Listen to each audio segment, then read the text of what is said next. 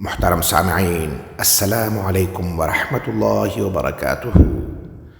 لاکھوں درود اس پاک نبی پر جن کے صدقے ہم ان کی امت میں شامل ہیں۔ سعد کا ایک چھوٹا بھائی تھا جس کا نام عمیر تھا۔ اس دوران سعد کی کوششوں کے نتیجے میں وہ بھی مسلمان ہو گیا تھا، اور یہ چیز سعد کے لیے بہت ہی مسرت اور حوصلہ افزائی کا سبب بنی تھی۔ دین اسلام کے ابتدائی دور میں وہاں مکہ شہر میں اسی طرح شب و روز کا یہ سفر جاری رہا۔ آزمائشوں کے سلسلے بھی چلتے رہے۔ آخر اسی کیفیت میں نبوت کے 13ویں سال جب ہجرت مدینہ کا حکم نازل ہوا، تب سعد بن ابی وقاص رضی اللہ تعالیٰ عنہ نے ایک روز اپنا آبائی وطن چھوڑا، اپنے آبائی شہر مکہ کو خیر بات کہا، اپنے عزیز و احباب اور سب سے بڑھ کر یہ کہ انتہائی محبت کرنے والے وہ ماں باپ، ان سبھی کو چھوڑ دیا۔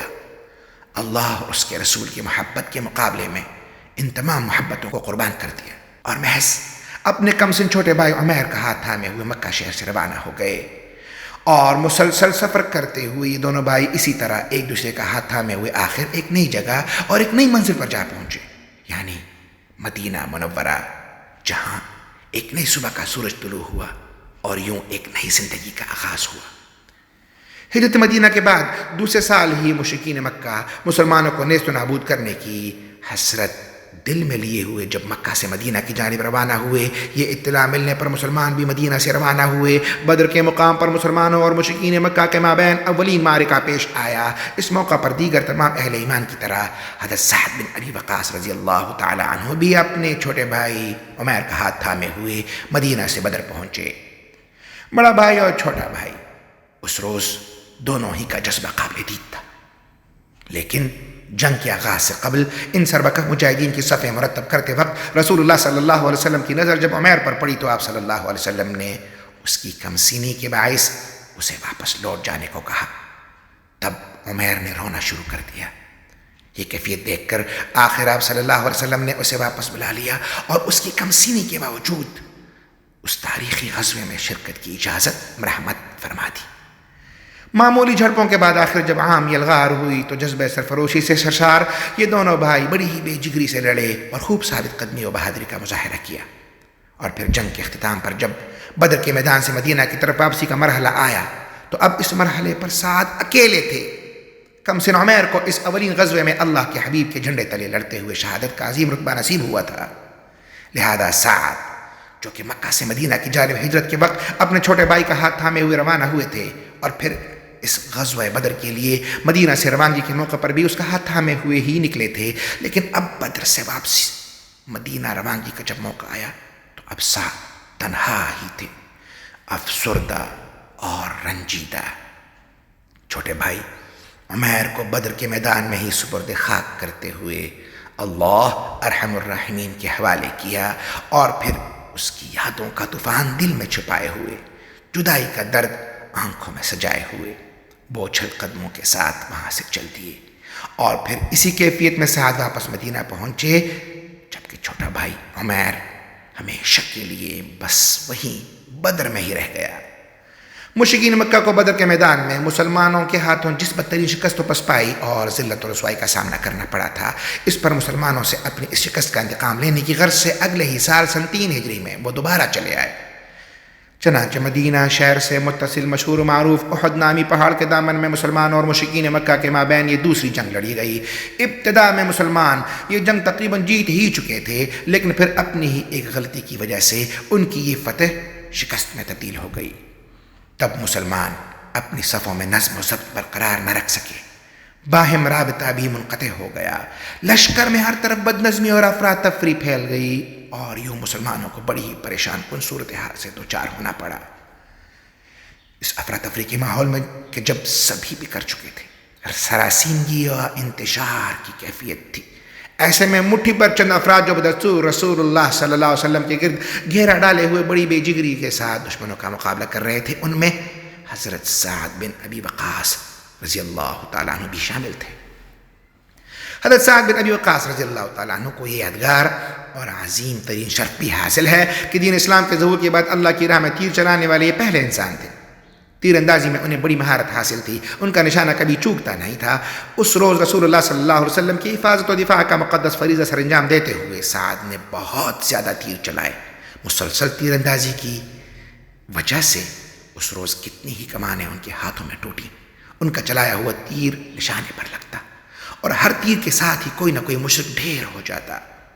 اس روز ایک موقع پر رسول اللہ صلی اللہ علیہ وسلم نے سعد کو مخاطب کرتے ہوئے یہ یادگار الفاظ ارشاد فرمائے تھے: ارمی یا سعد فداک ابی و امی، یعنی اے سعد یوں ہی تیر چلاتے رہو، میرے ماں باپ تم پر قربان.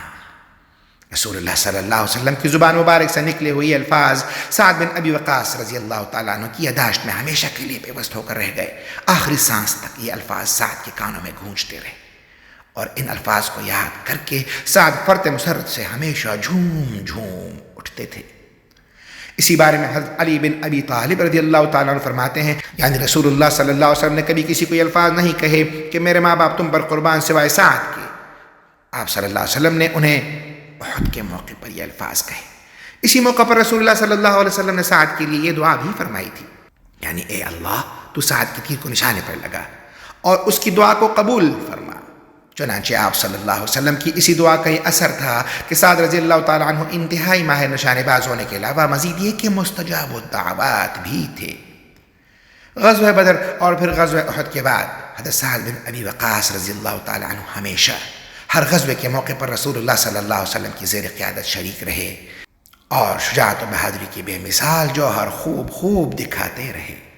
اسی کیفیت میں وقت گزرتا رہا حتیٰ کہ ہجرت کے 10ویں سال ہجرت الوداع کے تاریخی موقع پر جب حضرت سعد بن ابی وقاص رضی اللہ تعالیٰ عنہ بھی رسول اللہ صلی اللہ علیہ وسلم کے ہمراہ موجود تھے، تب وہاں مناسک حج سے فراغت کے بعد مدینہ کی جانب واپسی سے قبل ہی یہ بیمار پڑ گئے.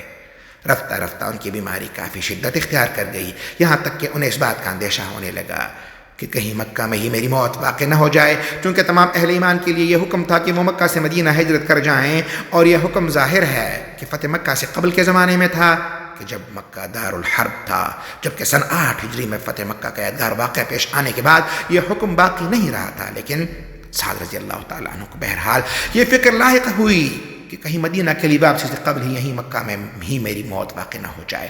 گویا ان کے نزدیک یہ ناپسندیدہ چیز تھی. چنانچہ انہیں دنوں ان کے شدت مرض کے زمانے میں وہاں مکہ میں ہی رسول اللہ صلی اللہ علیہ وسلم ایک روز خود ان کی عیادت کے لیے تشریف لائے. تب درج ذیل صورتحال پیش آئی جو سعد رضی اللہ تعالیٰ عنہ نے خود اپنی زبانی بیان کی ہے. ترجمہ: حضرت سعد بن ابی وقاص فرماتے ہیں، حجۃ الوداع کے سال جب میں شدید بیمار ہو گیا تھا تب رسول اللہ میری عیادت کے لیے تشریف لائے. اس موقع پر میں نے عرض کیا، اے اللہ کے رسول، اس درد کی وجہ سے میری جو حالت ہو چکی ہے وہ تو آپ کے سامنے ہی ہے، اور میں صاحب مال ہوں، جبکہ میری اکلوتی بیٹی کے سوا اور کوئی میرا وارث نہیں ہے، لہٰذا کیا میں اپنا 2/3 مال یعنی 3 میں سے 2 اسے اللہ کی راہ میں صدقہ کر دوں؟ آپ نے فرمایا نہیں. تب میں نے عرض کیا، اے اللہ کے رسول، آدھا مال؟ آپ نے فرمایا نہیں. تب میں نے عرض کیا، یا اے اللہ کے رسول، 1/3 مال یعنی 3 میں سے 1 حصہ؟ آپ نے فرمایا 1/3 بہت کافی ہے. پھر آپ علیہ السلام نے مزید فرمایا، اگر تم اپنے وارثوں کو خوشحال چھوڑ کر جاؤ تو یہ بہت بہتر ہے بنسبت اس کے کہ تم انہیں مفلس و کنگال چھوڑ کر جاؤ کہ وہ لوگوں پر بوجھ بنے رہیں اور ان کے سامنے ہاتھ پھیلاتے رہیں. تم جب بھی اللہ کی خوشنودی کی خاطر جو کچھ بھی خرچ کرتے ہو، حتیٰ کہ جو لقمہ تم اپنی بیوی کے منہ میں ڈالتے ہو، اس پر تمہیں اللہ کی طرف سے اجر و ثواب عطا کیا جائے گا. تب سعد کہتے ہیں کہ میں نے آپ علیہ السلام سے دریافت کیا، کیا میں اپنے ساتھیوں کے بعد تنہا یہاں مکہ میں ہی رہ جاؤں گا؟ آپ نے فرمایا، تم اگر اپنے ساتھیوں کے بعد تنہا رہ بھی گئے تب بھی تمہارے لیے بہتری ہی ہے، کیونکہ تب جب بھی تم محض اللہ کی رضا کی خاطر جو بھی عمل انجام دو گے اس سے تمہارے درجات میں زیادتی اور بلندی ہی ہوگی. نیز شاید تمہیں اللہ کی طرف سے دنیا میں مزید زندگی عطا کی جائے، تب کچھ لوگ یعنی اہل حق کو تم سے فائدہ پہنچے گا، جبکہ دوسرے کچھ لوگ یعنی اہل باطل کو تم سے نقصان پہنچے گا. پھر آپ علیہ السلام نے دعا فرمائی، یا اللہ تو میرے اصحاب کی ہجرت کو جاری یعنی پورا فرما دے اور انہیں ان کی ایڑیوں کے بل واپس نہ لوٹانا. ہاں البتہ قابل رحم تو سعد بن خولہ ہیں، ان کے لیے رسول اللہ صلی اللہ علیہ وسلم دعائے رحمت فرمایا کرتے تھے کیونکہ وہ مکہ میں ہی فوت ہو گئے تھے، یعنی مکہ سے مدینہ کی جانب ہجرت نہیں کر سکے تھے. اقول قولی استغفر اللہ لی ولکم ولسائر المسلمین. چینل کو سپورٹ دیں، لائک کریں، سبسکرائب کر دیں اور بیل آئیکن کو پریس کر دیں. شکریہ.